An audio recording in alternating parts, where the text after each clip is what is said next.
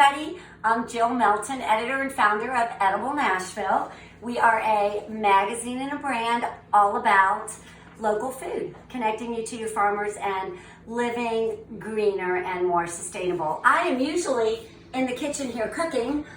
We did a peach crisp this morning with some local peaches, but today I'm going to talk to you about being sustainable and green in the kitchen. I spend most of my time in the kitchen, so it's important to me that I reduce and reuse and recycle things. So the farmers markets are in full swing now. So I wanted to talk about, first off, we need to be shopping at our farmers markets, supporting the local economy, and it's much better way to eat in general. So we have some carrots that we got in our CSA.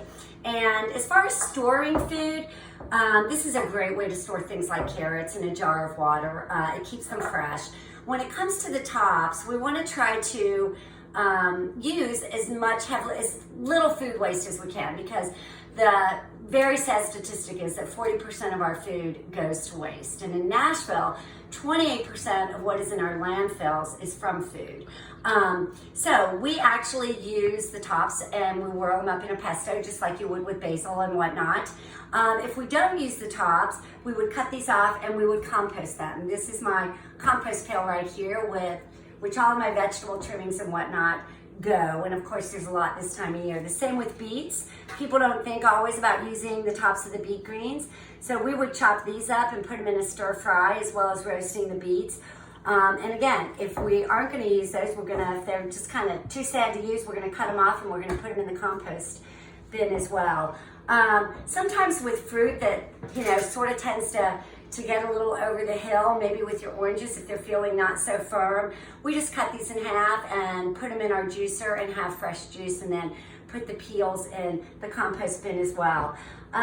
The same thing with bread. There's a lot of great local bread at the farmers markets now. So when it gets hard, if you just haven't really eaten it in a timely manner, we'll make a strata from these, or croutons. A strata, you just kind of immerse the bread in a milk-egg mixture and then bake it. We have all sorts of recipes on our website at ediblenashville.com. Or toss it with some olive oil, cut it up, and bake it and make some croutons with it.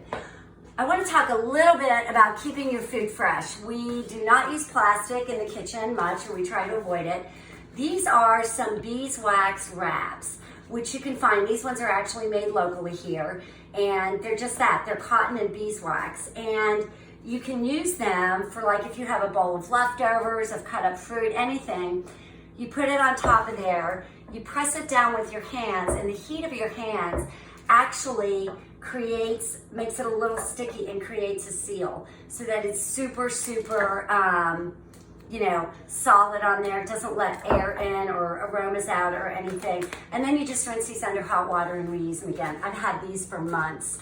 When we talk about plastic, we did a story on recycling, and I really found out that plastic is the #1 enemy for your recycle bin. These things get caught in the little rollers at the recycle things. So what we do with these is we have a bag of plastic bags, and we either use them when we take our dog out for a walk, or we use them for something else, or when that bag gets too full, we take them to the grocery store, and most of the grocery stores have a bin out front for your plastic bags. So don't recycle these, but recycle them at the grocery store. A couple other things that I do, I just wanted to let you know, if you come over here, most of us drink a lot of coffee these days. I do make an espresso in the morning, and those coffee grounds go straight into the compost bin as well. So anytime you have those, do that with them. Another thing is we don't use bottled water. We need to cut down on plastic bottles. We have a soda stream, which most of you have probably heard of. So you fill up the bottles that you can get from SodaStream. You put them on here, and this is not a paid endorsement for SodaStream, but I love my SodaStream because I live on carbonated water.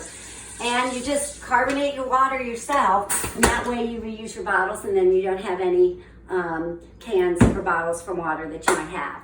So I think that's most of my tips for here in the kitchen. Oh, I know, real quick, let's go out to my compost bin. If compost is a bit of a mystery for you, let me show you out in my backyard where mine is. It's just a really ridiculously economical way to make compost that you can put back in your garden. So this is my compost bin right here. It's just this plastic thing. You take the lid off. I dump whatever is in my compost pail into it. And then about once a season, I get down to the bottom and I take what's out and then I put it in my garden beds, which, you know, we're trying to grow more stuff. And we do have bees this year, which is kind of exciting as well. So we'll be harvesting some honey later on, maybe in a couple months from now. So anyway, we'd love to know how you do recycling or stay sustainable and green in your kitchen. So do a little video and shoot it to us and let us know. So this is Jill from Edible Nashville. Eat well. Bye-bye.